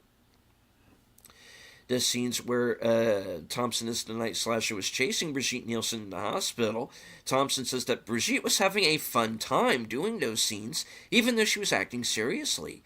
He also complimented her as being athletic. To get the glint reflection of the Night Stalker's specialized killing knife, the production had to build a 3-foot knife so they could actually get the reflection effect they wanted. Brian Thompson was quite surprised by it and said the knife was actually made of plastic and some reflective material to get that shot. Thompson and Stallone had not spoken to each other in over 20 years after the film was made until they recently met at a horse riding academy where Thompson's daughter was actually giving Stallone's daughter riding lessons.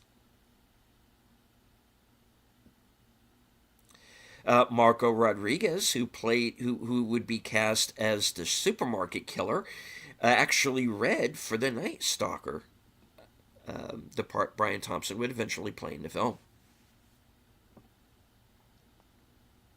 Cosmatos told Thompson that he was glowing about Marco Rodriguez's performance as the supermarket killer, saying to him that he was fucking great, and I hope you're like that too, which was said to inspire Thompson in his performance after the opening was filmed.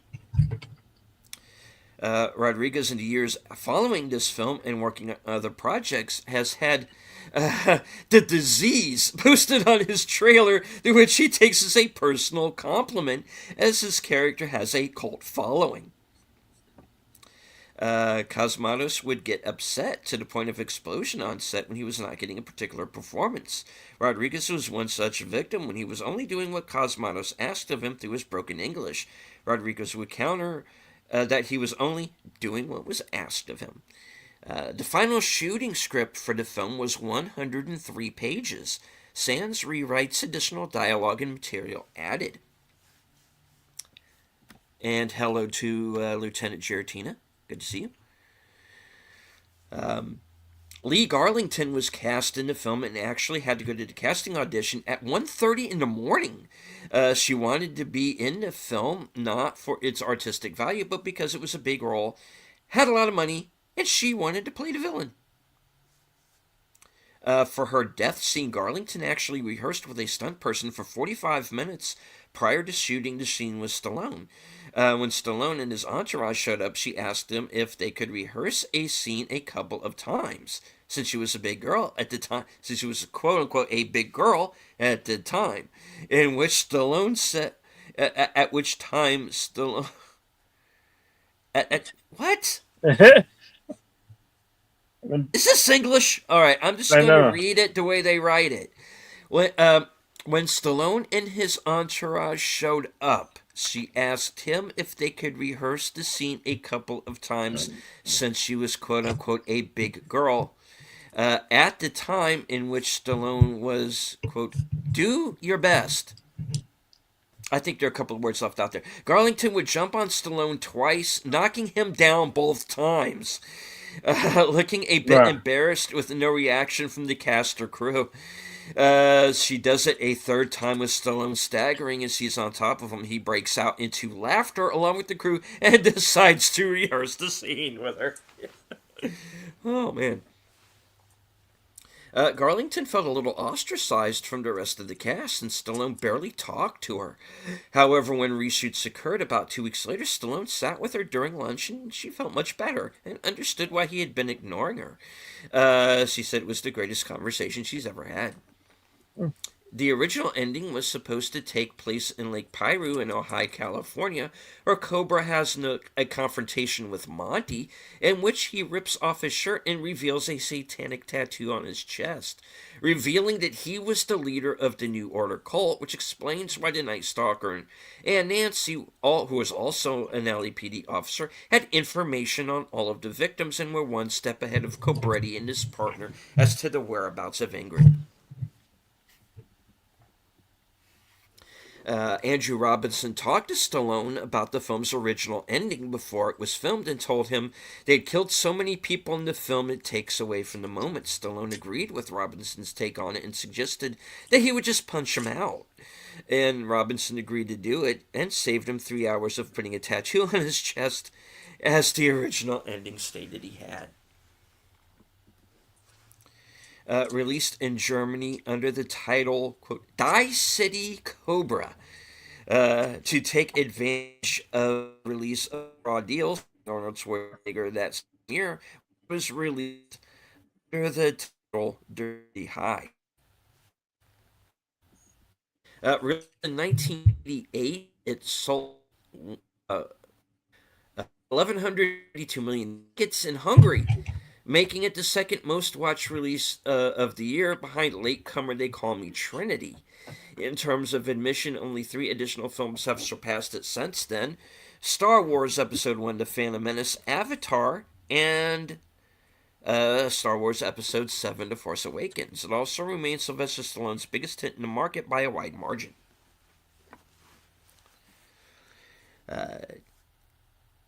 David Rashi eventually went on to play Sledgehammer, as we said during the show, and Lee Garlington guest starred in an episode.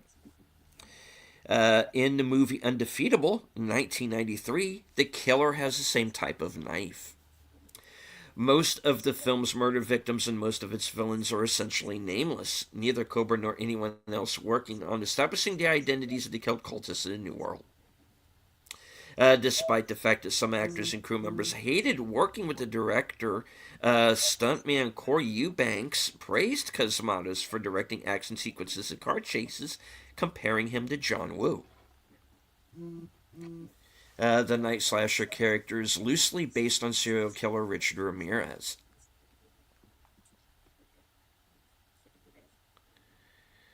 All right.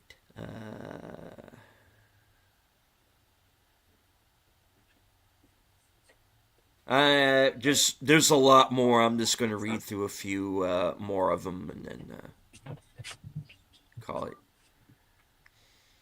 Stallone has called Marion Cobretti his third favorite character he's played following Rocky and Rambo.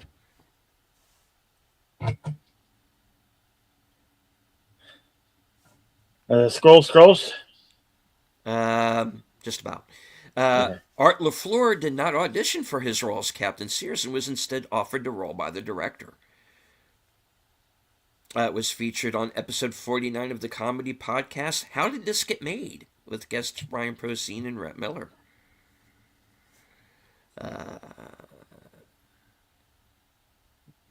All right. During the opening scene, when the supermarket killer shoots a shopping cart full of groceries, the narrow plunger that makes the cart jump off of the floor and into the air can be seen projecting from the bottom. This is a scaled down version of one of the techniques used by stunt teams to make cars flip during chase scenes. An explosive charge is used to drive a steel post in the engine compartment or trunk downwards into the street, causing the vehicle to roll over, flipping suddenly from side to side. The shopping cart was prepped with the same setup, but an explosive charge was used to drive a piece of a narrow steel rod downward, causing the entire basket with its cargo, which concealed the setup from view, upward and over to the side. Had the cart really been shot with a load of any commonly available shotgun round, small pellets of birdshot, larger pellets of buckshot, or a single rifled slug, the cart would simply have rolled away from the impact slightly, but the effect made the scene far more dramatic. All right.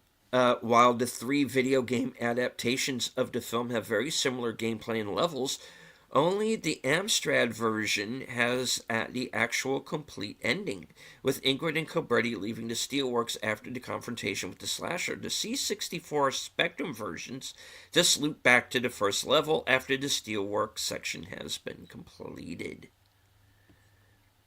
The Night Stalker fancies himself a soldier in a war, so he is dressing for what he sees as the part.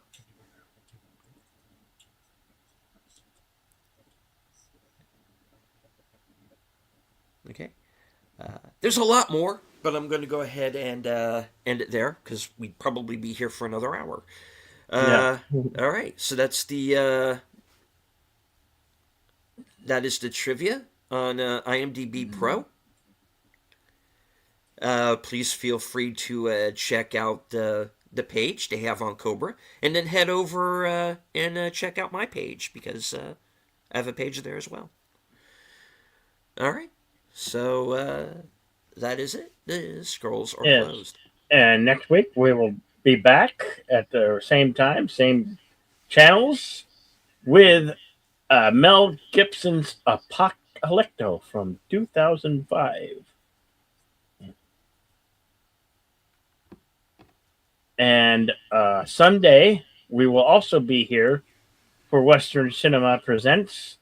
Since it's slightly the day after Valentine's Day, we got a Western that's slash modern and kind of a romantic Western about a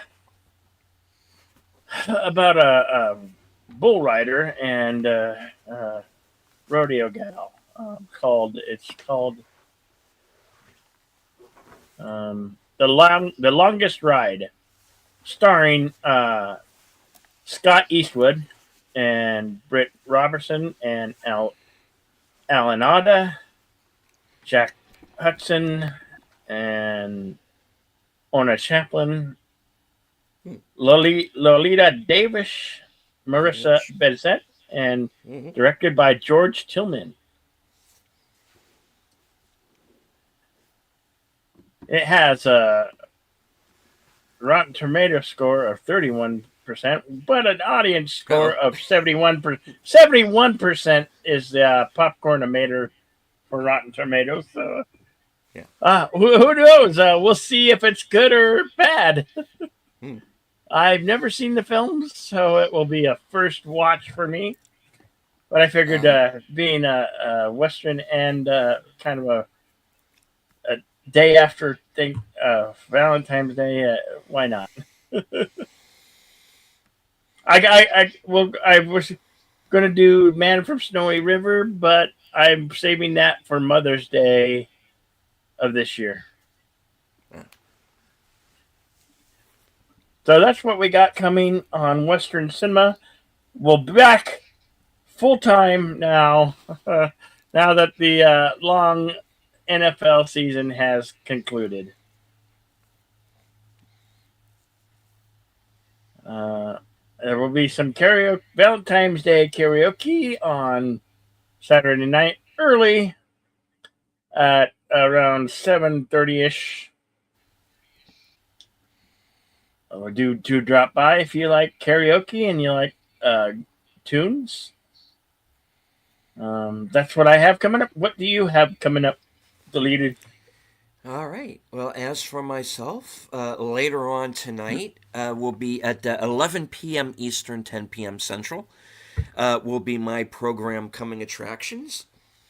My chance to touch base with my loyal subscribers and my channel members. Let everybody know what I'm going to be up to for the next week. Up to and including my two appearances this week on Films with Friends. The first one being Friday night at 8, where Big Al presents, and I and maybe a couple special guests. We'll see who has a chance to show up. Um, and we're going to be watching Friday the 13th, A New Beginning. And then, of course, Saturday night at 10 p.m. Saturday the 14th. Oh, I love that movie. Yeah. All right. But I'll Oh, watch it early in the day because I'll be going early myself. So. right. And then, of course, right after my appearance there is over, if Bill and the gang are still on over for karaoke, I'll join you for the rest of the show. And also on Saturday at 6 p.m. Eastern, 5 o'clock Central, will be the 10 worst movies of 2025. And I am going to be joined by Wilkie's Movies in Music. And Sunday, also at that same time, uh, he'll be joining me for the 10 best of the year. So stay tuned for those broadcasts. And also Sunday night at 11 p.m., Reserved Seats, episode 29, back after a brief hiatus. Aged Boomer will be my guest for that program. So that's what I've got coming up over the next few days. Um, I do want to thank, and I'm sure Bill does as well, thank everybody who joined us here for the broadcast. And I know at least at one point we had over 150 people watching. So thank you. Um, and I also want to thank everybody who's on my end who stuck with me through the technical issues I had at the beginning of the show. which is why my version of this broadcast is going to be about 10 or 12 minutes shorter. But thank you, and we got that cleared up. So, and of course, thank you to everybody who is Mm-hmm. in the chat with us. Gambit, Tim, Connie, Bigaford Entertainment joined us. Sorry I didn't say hello to begin with. Tim was with us. Lady Mist. Daniel Barry's Sports Highlights. Thank you once again, Tim, for the $1.99 super chat. I appreciate it. JP.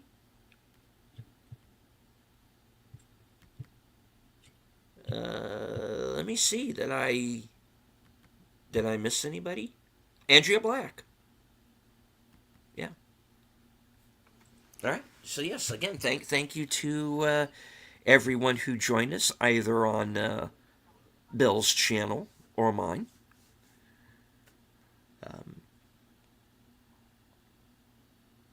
And as I always say at the end of every broadcast from HQ and all points north, south, east, west, and beyond, good night. Take care. Stay strong. Be safe and healthy. And what do I usually say after that? I forgot my own catchphrase. Be safe and healthy because this is how we win. And as I always say, always remember to be excellent to one another. Party on, and we will see you on the next one. Western Cinema returns this Sunday, The Longest Ride. Mm-hmm. Until then, stay tuned, stay safe, stay awesome, and we'll see you on the next one. Join us next week for Mel Gibson's Apocalypto. And very quickly before we go, after Coming Attractions is over, I'm going to be doing an unboxing. So stay tuned for that. Thank you.